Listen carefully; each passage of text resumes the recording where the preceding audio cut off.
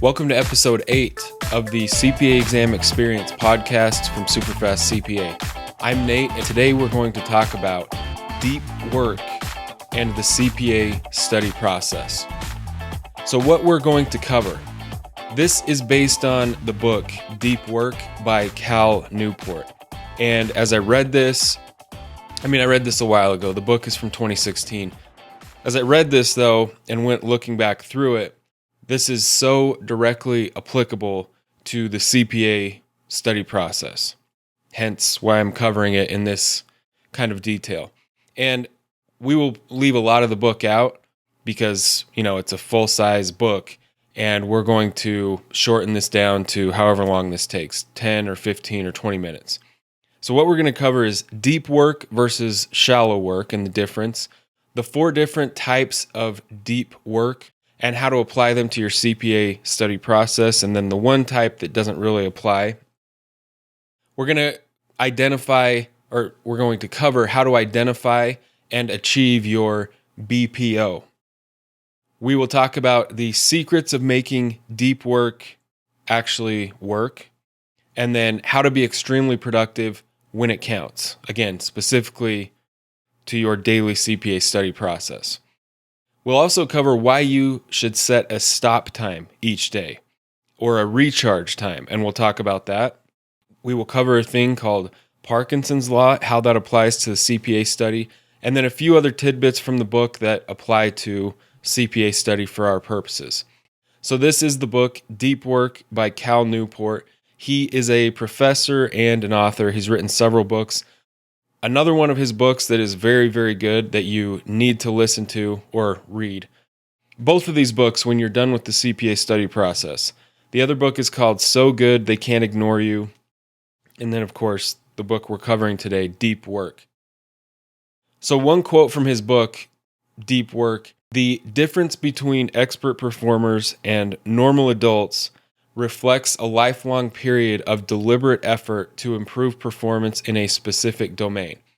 Now, you don't need to dedicate a lifelong effort to passing the CPA exams, but I think you get the point. A dedicated, deliberate effort to performance in a specific domain. That is very clearly what we're trying to do with the CPA study process. So we will start at the top. So deep work defined: professional activities performed in a state of distraction-free concentration that push your cognitive capabilities to their limit.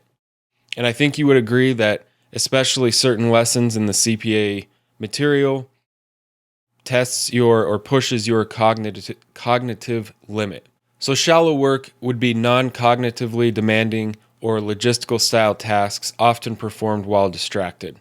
Now, another thing that is, this is just important to be aware of or think about, I guess, throughout your whole life, is he claims in the book that if you spend enough time in a state of frenetic shallowness, so constantly kind of multitasking, never being deeply focused on one demanding task, you can permanently reduce your capacity to perform deep work. So by focusing, this is another direct quote, by focusing intensely on a specific skill, you're forcing the specific relevant circuit to fire again and again. This repetitive use of a specific circuit triggers cells called oligodendrocytes to begin wrapping layers of myelin around the neurons in the circuits, effectively cementing the skill. So he's a PhD, so we'll just take his word on what that means. I'm pretty sure what he means is it's just being solidified into your actual memory and your realm of understanding to where you kind of deeply understand whatever it is you're trying to learn. He mentions it being repetitive, so performing this act of deep work over and over. And that is one of the main tenets or concepts that I talk about constantly is repetition, going through questions constantly, always immersing yourself in the material. So you have your main study session in the mornings, and then the whole idea of mini sessions is this constant re-review. You're reading the review notes from start to finish over and over. You're listening to the audio notes whenever you can. And then you're taking mini quizzes. So you're just constantly rehashing and re-performing or re-reviewing the information that you're trying to learn versus the normal approach where you just go through one lesson or one lesson at a time and you don't look back at anything until your final review. And as we all know, that approach results in the 50% fail rates. So 4 deep work strategies. This is kind of how he defines the 4 different ways of performing deep work. You have the monastic approach. I think he's referring to a monastery in that word. That would be something like going to a cabin in the woods and not coming back until you've written your book or whatever your big task was that you were going to the cabin for. So that approach doesn't really apply. The second approach is the bimodal approach. This is where you go into lockdown for maybe a 4 to 6 hour period each day, isolate completely from anyone else or other distractions, and you're spending this 4 to 6 hours on your deep work for the day. And then you're free to do whatever else you have going on, or you go to those low priority kind of urgent tasks after you've performed your deep work session. So we're trying to do this with the CPA study with that 2-hour main session in the morning. And then on the weekends, this is almost exactly what I recommend. On Saturdays and Sundays, you want to aim for a 4 to 6 hour session. And like the other days of the week, you want to do that first thing. I mean, ideally, you lock yourself away from anyone else in your house or your apartment, and that's all you do is this 4 to 6 hours. Then you emerge from your big session and you do whatever else you want to do on those 2 days, Saturday and Sunday.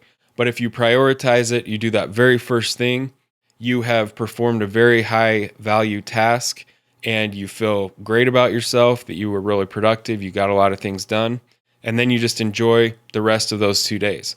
And then you're back to the grind on Monday. The third approach is the rhythmic approach. So you chunk your deep work into time blocks to kind of fit it in with whatever else you need to do that day. Now this is basically, I mean, to me, a different way of saying the bimodal approach. I mean, I guess it's you're trying to chunk your deep work into maybe 1 or 2 hour sessions and fit several of those in throughout the day. This is also tightly related to the SuperfastCPA study approach. The 2-hour main session in the morning, the mini sessions all throughout the rest of your day. The fourth approach is the journalistic approach. And again, this is just kind of describing this in a different way. You dedicate any unexpected free time to deep work. Now that idea is directly or exactly what I'm always preaching about with the mini sessions. Any unexpected free time that pops up throughout your day, even as small as like 3 to 5 minutes, you pull out your phone, you read the review notes for a few minutes, or you take a few mini quizzes. So when you are diligent about doing that day after day, it makes an absolutely huge difference in your retention and understanding. You just start to deeply understand these concepts you're going over. And, he mentions that same idea over and over in the book. It's that this repetition of this kind of deep focus and just reviewing what you're trying to learn over and over is so powerful. So the next big idea is to identify a big picture outcome. And so he's talking more about these abstract things that you're trying to identify what's important in your life, and you identify a big picture outcome for each of those things. And I mean, you can do this too with whatever it is, your work goals, what you want to accomplish over the next year in your career, which again would come back to the first thing you want to do is pass your CPA exams. But you might apply it to your relationships, whether that's with a significant other or with your kids, your family life, whatever it is. For our purposes, that outcome is very defined. You want to pass your CPA exams. And as an accounting professional, it's the single highest value thing that you can do for your career. I mean, especially at this point in your career. As soon as possible, there's no better time than today. You fast track this to being your number one priority, and you just get these done. Once you've identified the big picture outcome, you would think through each task, tool, or activity that you spend time on each day and evaluate if it is helping you achieve that goal or not.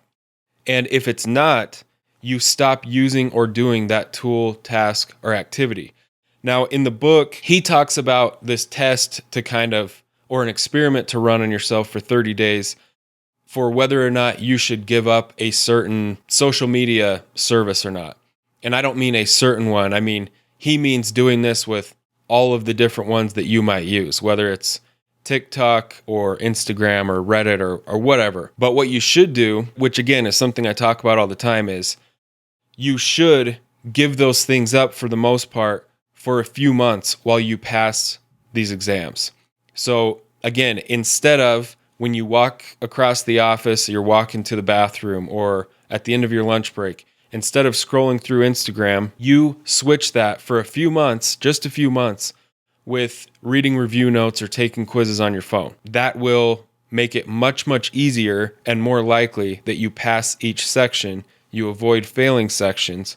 When you're constantly, just every spare second you have, you're dedicating it to the big picture outcome that you're trying to achieve at the time, which again, for us or for you right now is passing your CPA exams. So then you would think through each segment of your day and think, okay, how do you actually use your phone? When you are in your car, do you listen to music or do you listen to audio notes? I mean, how much TV do you watch in the evenings? Could you take some of that time and go to bed earlier so you can wake up earlier and do your main session in the morning? Things like that. You have to be willing to rearrange and optimize all of your time based on this big picture outcome. One thing you can do is you might not even be aware of how much time you're spending on the different apps on your phone. Check your screen time report and you can go into it specifically and look at it on like a weekly basis or break it down, and it will just tell you spent 10 hours this week on Reddit. All right, now getting down to work. To learn hard things quickly, you must focus intently without distractions. So that's a direct quote from the book. To preface this, now I'm talking about your main study session each day. When you go to sit down and study, it is critical that you get straight to work, you eliminate distractions, and you don't allow yourself to be distracted during that session. Now, especially if you're going to follow the approach we teach to our customers, where your main session each day is only 2 hours long. If you're only studying for 2 hours, you cannot afford distractions. You have to make the most of every minute of those 2 hours. So to do that, make yourself hard to reach. Turn off notifications of all kinds, whether that's if you have desktop notifications, you can turn those off. Go into do not disturb mode on your computer. On your phone, the best thing that I've found with my phone when I really need to get something done, even if you have notifications turned off, we are so programmed to reach over and press the lock screen button constantly to just see if we've gotten a notification, even if you're on do not disturb, or at least I do. As a matter of fact, this is how I work the first 4 or 5 hours of each day. I come in here into the office. I will set my phone across the room. And so that's what you should do for your main session. He also talks about working in a quiet place, working at a quiet time. Again, I've been saying this since the beginning.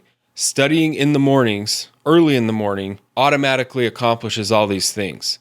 I mean, you don't have to go to the public library and rent out a room to find a quiet spot. When you wake up 2 hours before everyone else in your house, this is all taken care of for you. It's so much easier to be focused. Your brain is at its peak. You just woke up from sleeping, ideally. It's just the best time in every respect to do your main study session. Then he also talks about within these multiple hour periods of deep work, you want to work in chunks with tiny breaks in between.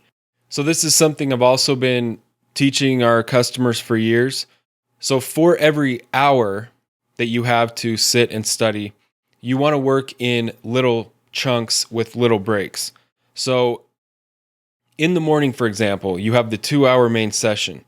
You're going to do 50 minutes on and then 10 minutes off. So again, if you set your phone across the room, like I recommend, anything can wait for 50 minutes. So you turn off all notifications. You put your phone across the room. You won't be responding to any calls or texts, but anything can wait for 50 minutes. So you have 50 minutes where you just focus on your review course, the lesson in front of you. You don't let your mind go anywhere else except for what you have in front of you. And then you take 10 minutes fully away from your desk. Walk away from your computer, spend 10 minutes going to the bathroom, getting a drink of water, looking at your phone, responding to anything critical, and then within 10 minutes, you're back on the clock for the last 50 minutes of your morning session. And it's just so much easier when you have a format like that to stay focused and just to know that, okay, I can just focus on this. I will forget about everything else for 50 minutes. And I can look at it after that, deal with whatever it is, send a text back, whatever. And then I'm back on for 50 minutes. You do 2 of those in the morning and you're done for the day with your review course. Everything else would be the mini sessions. Again, on the weekends, you want to try for 4 to 6 hours of this uninterrupted study. And we already said this, shut off or hide any kind of notifications, put your phone across the room. Now, here's another idea that he talks about. I didn't necessarily, I did kind of do this when I was studying. I didn't think of it in this way at the time. But he talks about stopping at the same time each day. So he's referring to work, and what he's saying is you pick a time where you will be done with your work for the day, period, so that you can be present with your family, with your kids, whatever it is, or even to just recharge on your own. There is value in this idea.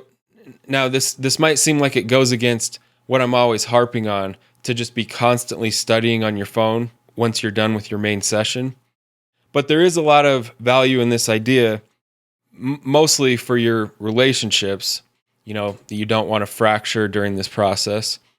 But for example, maybe you set a rule that from 7 to 9 p.m., you're home from work, you've done your main session in the morning, you've done your mini sessions all day. 7 to 9 p.m., you have dinner, you're 100% present for your family, your significant other, whatever the situation is.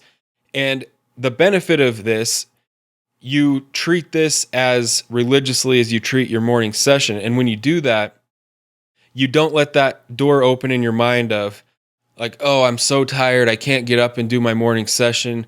I'll just fit it in later today. When you don't have that option, it just helps you prioritize your CPA study at the time when it should happen. Again, ideally, very first thing in the morning. So when you have your time kind of divvied up in this way, and you're going to take it serious that this part of the day is for this part of the day is for this, you have those segmented. It helps you maintain your rituals or your routines that you want to have in place to move towards your goal. So Parkinson's law, he talks about this in the book. Parkinson's law is just the idea that any task expands to fill the time available for its completion. What he's talking about is you should have a very defined time for when you will do your main session each day. Again, if you leave it open-ended, if you even have that door open in your head mentally, like, I'm tired, I don't feel like it, I can do it another time. Like just today, I'll do it after work. It's very likely that just won't happen. What he's talking about is having a very defined time for when you will do your deep work each day, and you try to stick to that same time, same place, and it just works better that way. I think that's obvious. You also want to remember, and he talks about this in the book, that willpower each day is finite. You only have so much capacity to will yourself to do something, that's highly productive, but it's one of those things that takes a lot of mental time and energy. Again, that's just another reason why studying in the morning works so much better. Now, a few words on this. He talks about rituals in the book. I've talked about this for years. Okay, so the key to developing a deep work habit is to move beyond good intentions and add routines and rituals to your working life designed to minimize the amount of your limited willpower necessary to transition into and maintain a state of unbroken concentration. That's just a more profound or eloquent way of saying what I've been saying this whole time. Something becomes a ritual by doing it at the same time each day and in the same place, and it can become something that you look forward to and enjoy.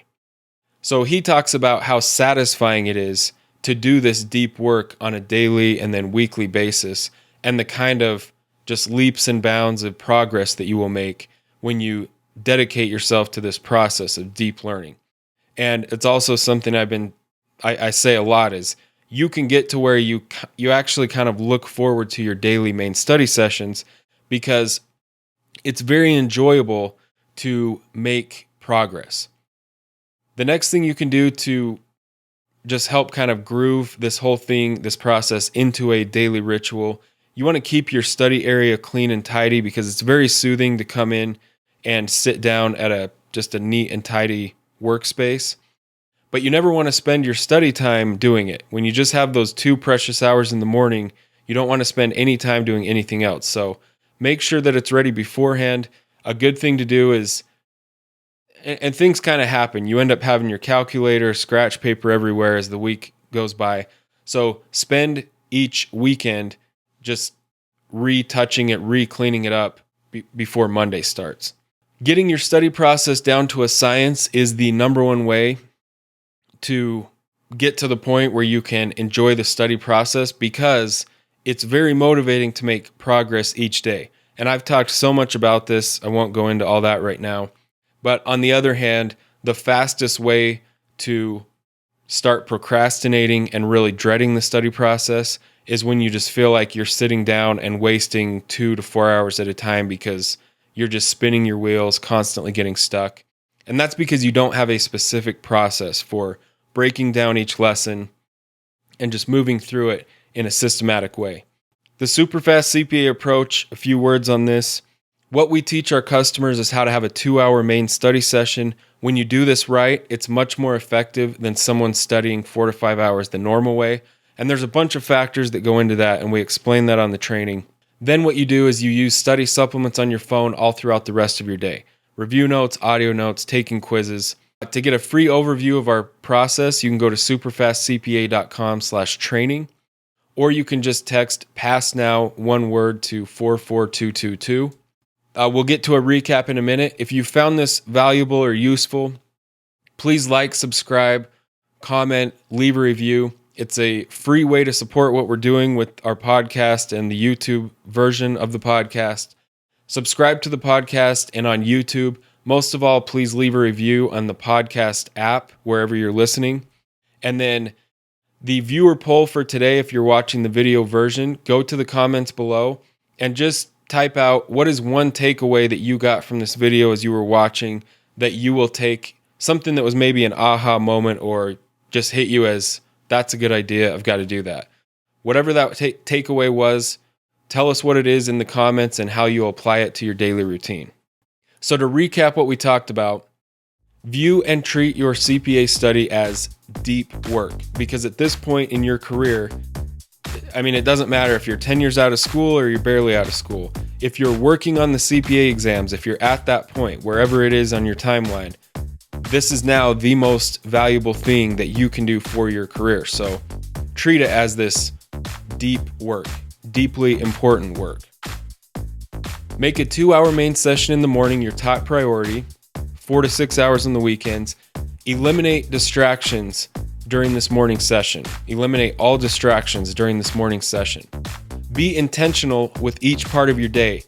Waking up on time, doing the mini sessions instead of social media or other time wasters throughout your day, stopping at the same time each day, have a recharge session or be fully present. When you follow this approach like we recommend it, 2 hours early in the morning, that's your main session. You do your mini sessions throughout the day. You get home from work having done like 4 to 6 very quality hours of CPA study without having had to set aside an entire 4 to 6 hours at one time. And by the time you get home from work, you've accomplished a lot. You can go into this recharge period. Maybe do it for 3 or 4 hours. And then it's never a bad idea while you're trying to fall asleep to keep doing some mini quizzes or reading review notes. But that main evening portion where you've gotten home from work, try to be fully present and whatever it is you want to do, your hobbies, playing Madden, just recharge, relax, and get ready for the next day. Pretend you're a monk for a few months and that your gospel is the CPA material. When you treat it like this, as like a religious thing. You're going to do these things every day, no matter what. It becomes easier because you're making progress faster. You'll get better results. It's more motivating. And that all just kind of snowballs into you passing your sections faster and avoiding failing sections. So I hope you found this episode useful. If you did, share it with someone else who is working on their CPA exams. Share the podcast. That's a lot of really good free information on just improving on the study process itself. And hopefully it's kind of motivating to you to hear how you can treat your time more effectively and get more done in less time. So again, thanks for watching and watch for the next episode.